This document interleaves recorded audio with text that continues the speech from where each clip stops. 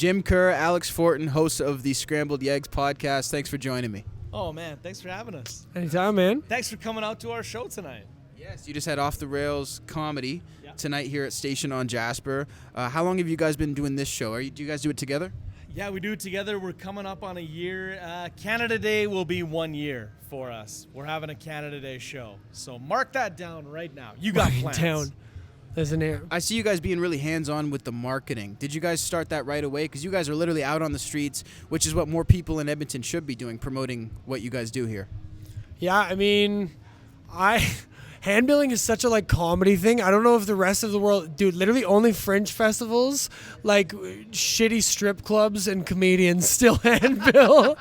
That's the only place. A trifecta. Yeah. And those Spanish guys who have prostitutes in Vegas. Those guys handbill like no other. That's actually what I dream You guys to never do. started using the internet. They just kept going with word of mouth. It obviously works. For a minute, they're like, do you have a website? They're like, no. This is the website. What is Wi-Fi? Yeah. That's Man, so funny. it's tough to get people to come out to stuff. Thankfully, one of the blessings of Edmonton is that there's a lot of great stuff going on. But we're also trying to stand out from those other things going on. Yeah, so literally guerrilla marketing, man. We're literally sending people invites to Facebook events like we did when we were 15 and handing Rolling out up on people in handbills. their DMs. Hey, what are you doing on Wednesdays? Yeah, so I mean, we actually have obviously more behind it than when we were 15. We have an actual, things to market, and they're getting printed professionally. We're not handing out printed off our mom's printer with her ink. Take this. Yeah. It's actual card stock and everything's done well, and we're putting on a real show. But we're like, dude, what's the easiest way to get someone to come to your show is to walk up to them and be like, hello, see my face? Come see it again later. Yeah, see it for longer later. Yeah, people feel And more we also awkward. try the soulless social media ads as well. Yeah, it's harder Familiar to with say. those. Going for the sold and the soulless. Yeah, it's just harder to say no to someone's eyeballs than their computer screen. No, that's a fact. It's sort of like online job application versus the in-person resume. Totally. You guys are like, hey, come check us out. It's hard to say no. You make that connection, and it's hard to say. Well, I don't. Yeah. I feel like it's hard to say no. It's just a weird thing to say. It's hard to now say. in today's. You can't deny us. Are you kidding me? It's hard to say no. This is what I always say. It's like, whoa. I don't think Sometimes that's a when they defense. say no, they actually mean yes, and the other way around. No, okay, don't About to get us in trouble take here. that out of context, Cassius Morris listeners. Let me ask you guys this. How long have you each been in the Edmonton scene? Because you guys are pretty predominant figures in the comedy scene here. I'm very new. I'm coming close to 2 years. Alex is more of a veteran. Coming through on 9. 2020 is year 9, baby. That's impressive. Yeah, we're coming up on the decade, so maybe we'll get an accolade or two soon. No, just kidding. So what have you guys noticed from when you started the comedy scene here in Edmonton till now? Because I feel like people are really energized right now. Yeah, you go first. Dude, the divide is over, I think. I'd like to claim that. This is the first claim of the divide being over. There's this mysterious comedy divide when I started Edmonton. It was the river. And it just feels like it's over. Everyone's helping everybody. It's all friends in the comedy scene. It's like a super... it's weird to say it's a close-knit comedy scene because it's bigger than a lot of the comedy scenes in the country, other than Vancouver and Toronto, obviously, are the biggest. But if you go to Winnipeg, Calgary, anywhere in Saskatchewan, their scenes really aren't what ours is size-wise. But when it really comes to camaraderie and friendship and helping each other out and being stoked for things and helping each other book things, everyone does a really good job of just helping everyone get their piece of the pie. Yeah. It's super communist, man. I like it. Yeah. Right. And that's all that's all I've known because I'm fairly new in the scene, and but I've found everyone really wants to work together and do things, just whether it's little sketches, one-off things like that, or things or bigger things, people just want to be involved and do cool stuff. Yeah, actually, that's a cool thing too. It's as much as there's these guys in our scene who have done bigger things or cooler things or have their own projects going on. If you're like, hey, I'm doing this stupid thing for my YouTube channel on Friday. Can you swing by at noon and memorize these 10 lines? Everyone's like, fuck yeah, what do you want me to wear? Let's go. I just did that last weekend for Henry Sir at the comic strip. We had it before the shows just to do some sketch, and hopefully it's out by the time this comes out because it's the white people woke comedy extravaganza. I can't wait to see it because it's very, such a funny Sounds concept. provocative. Yeah, well, not really. I mean, it's making fun of like, yeah, I don't want to ruin the thing, but mostly Yeah, it's making fun white of like, people. it's making fun of Social those justice. super woke white people who like go like to comedy shows to get offended. Essentially, it's like the audience. It's making fun of like that audience, essentially, where they're like, "Oh, you don't even like jokes? Well, don't worry." Like that. It's But there's so many people doing things like that, whether it's that or like Alex and I have our podcast and we have other comics on and we have other people from town yeah, on. dude. Even Or like the- Mike Lynch does a bunch of sketches. Yeah. And and involves other like really good, local comics and stuff. There's so much happening, and there's more things coming up it seems like a very like blessed time to be part of the scene. It almost feels like a resurgence because it almost feels like we haven't had as much of a defined scene. But now I see like comedians teaming up with music guys. Like I've seen, you team up with Iraj over here for music shows and stuff like that. And so when you talk about like the divide with comedy, because a lot of people who don't live here might not know, do you mean like White Ave comics, quote unquote, versus other comics, or? Yeah, there was like, I don't know how to describe. Basically, there's Jasper Ave and White Ave were like the two like the lines of defense, I guess. And it wasn't ever like a written divide. Like no one like signed up for a team, but you could just see who hung out with who. It was just like it was schoolyard shit. It was like who hung out at the soccer fields and who hung out at the playground. You just knew which kid hung out where. Like there was never said. But now it's like everyone just kind of goes to wherever the activity is that day.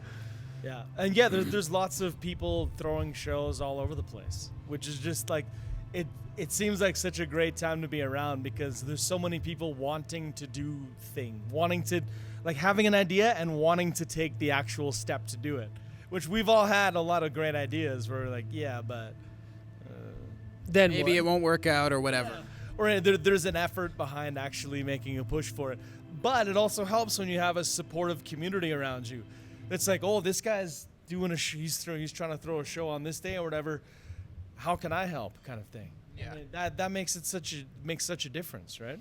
Dude, Absolutely. And it's like anything else, like the harder the people around you work, the harder you're going to work. It's like Totally. I always go to sports analogies because that's what I grew up with. But it was like when I went snowboarding with people who had never snowboarded before, I didn't get any better that day. Like I had fun and I taught some people how to snowboard, but I didn't get any better. But when I went with my friends who were way better than I was, that's when I would learn new things and get better. So the scene feels like it's that right now where it's everyone's trying to push like, oh, look what I'm doing. Like I'm doing this show and I'm working, like I'm collabing with other artists and, I'm doing pop-up venues at music spots and like, okay, well, we're doing a bunch of brewery shows. And it's like, everyone's just seeing these crazy ideas and being like, oh yeah, we can do like, oh, if they're doing that, then we can do this. And it just like kind of ups itself and everyone's kind of building. And then there's also like this communal feeling behind. It's like playing a game of horse and learning a new trick, bro. It's like the best. I honestly feel left out sometimes when there's just so much stuff going on that you can't be involved in everything, and you're like, oh, I want to. You want to get to everywhere, but you can't, right? Yeah, totally. How many shows, like, what's the most shows you guys have done in one night in terms of showing up for spots? I've only maybe like 3 for me. That's a lot. Yeah, I think probably 3. Edmonton's cool though because there's spots and there's days of the week, every week where you can hit 2 or 3 shows, which has to be rare.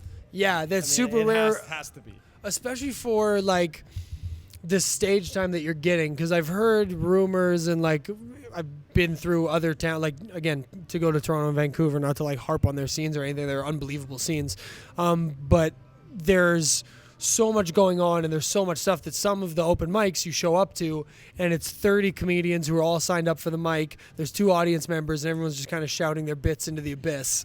It's like this craziness. Whereas here, like those shows happen and like our show's been that way a couple nights. It's a part of running shows, I think. It happens. Especially a weekly. But as far as like getting up and getting quality stage time in Edmonton, there's no shows that suck constantly.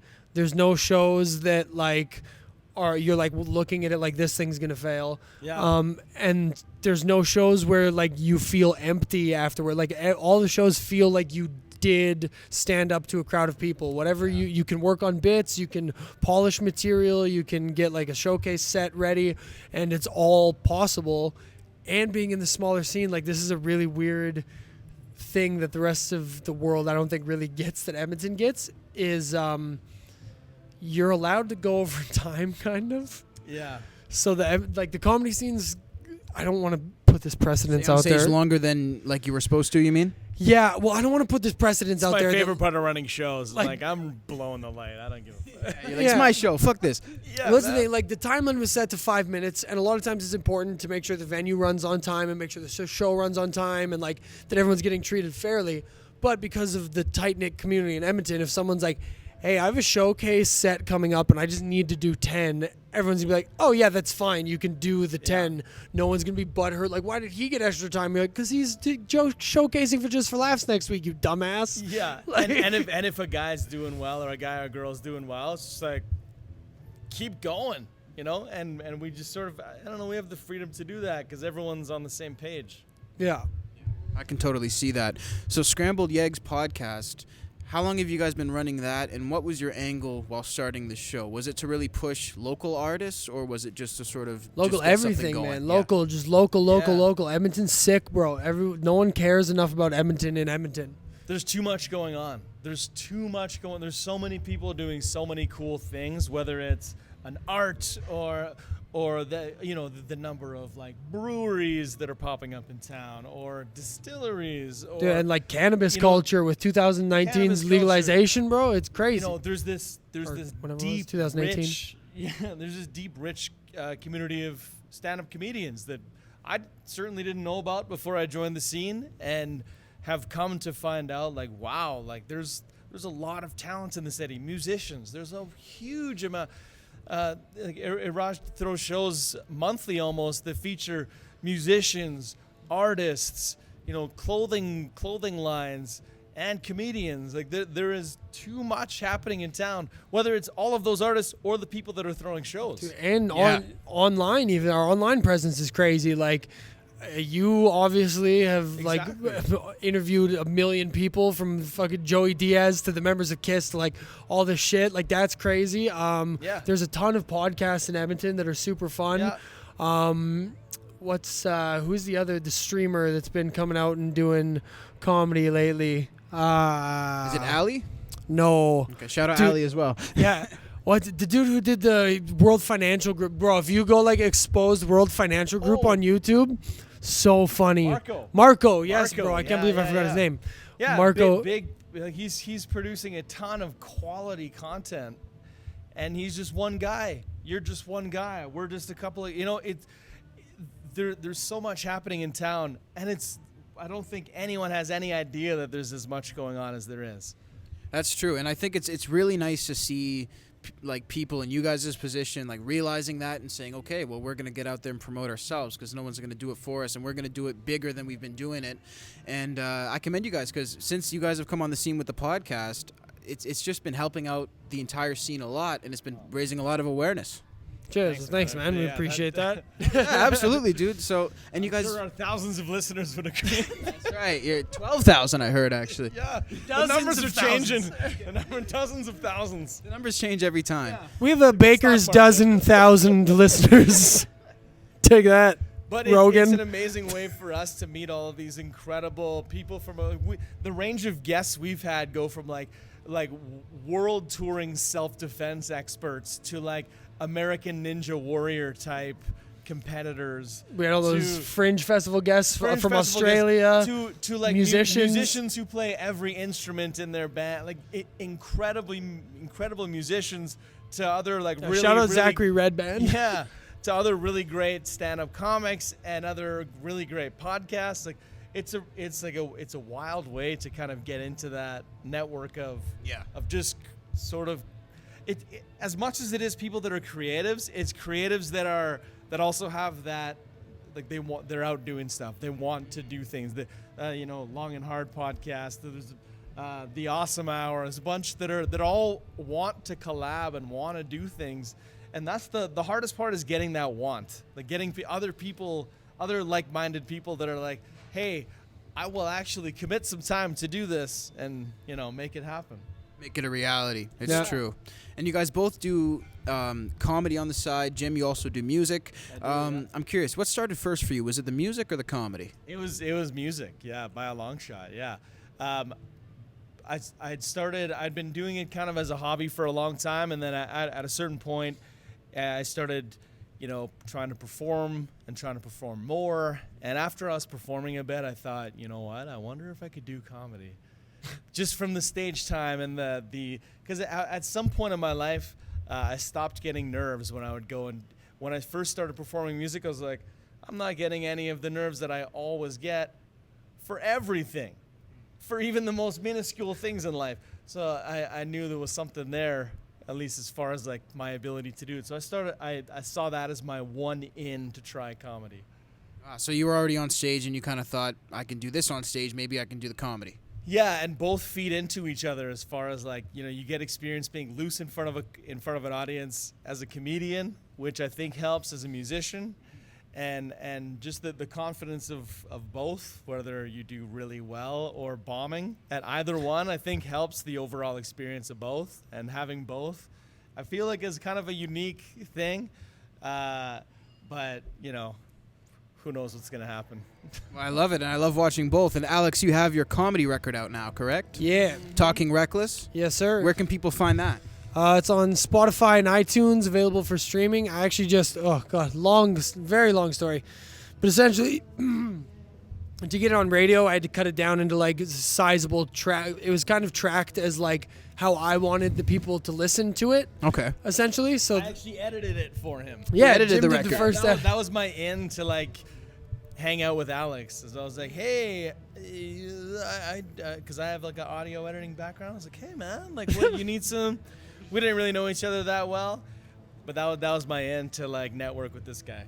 Very yeah, nice. Worked well. Love that.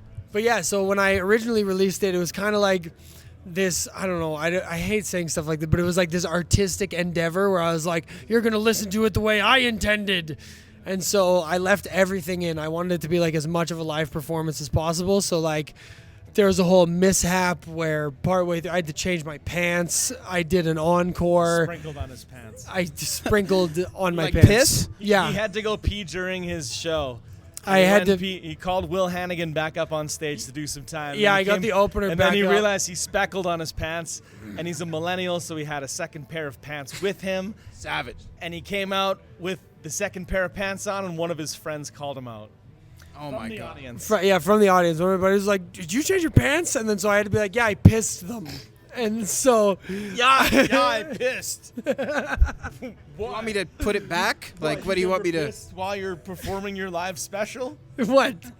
The most important night of your life? You never pissed your Jesus. pants doing that before? Been able to not piss yourself for an hour? I mean, what the fuck? Yeah. Live a little. Superman? It was my second hour for the record, and I was nervous, and I'd been drinking beer. And yeah, I'd recorded 2 shows. And so I had to pee. So I called the opener back on stage to do a set, and I was like, whatever, we'll edit that out. We'll hop back into the show. But then there ended up being this whole other thing, which ended up being like the part of the experience. So I wanted to leave it in. Yeah. So I had that edited, and all the tracks were edited to like basically how I had written the bits. So like some bits were 10 minutes and some bits were 30 seconds. And they were all just kind of chopped up as I had written the bits. Nice. But for radio, you have to do them, between 2 and 3 minute bits, and they have to be edited down and all that. So I went through and I got them all edited. They're all like sizable chunks. They're split up correctly. The P break's taken out. The encore is taken out. That kind of stuff. So there's a remastered version that's available now. The other version is still available currently, but I'm taking You it can down. still hear the pee break for a minute. I'm taking it down right away, and then I'm going to get some albums pressed and then basically sell a deluxe copy Yes. after shows. So, Beautiful. Yeah, so that's the whole plan for that. But right now, both are available for free on Spotify and iTunes. And then the edited version will be available forever, and then the deluxe version will be for sale at shows. Beautiful. And I encourage everybody to check it out, as well as the Scrambled YEGs podcast. Gentlemen, thank you so much. Cheers, buddy. Appreciate it. Thanks for having us.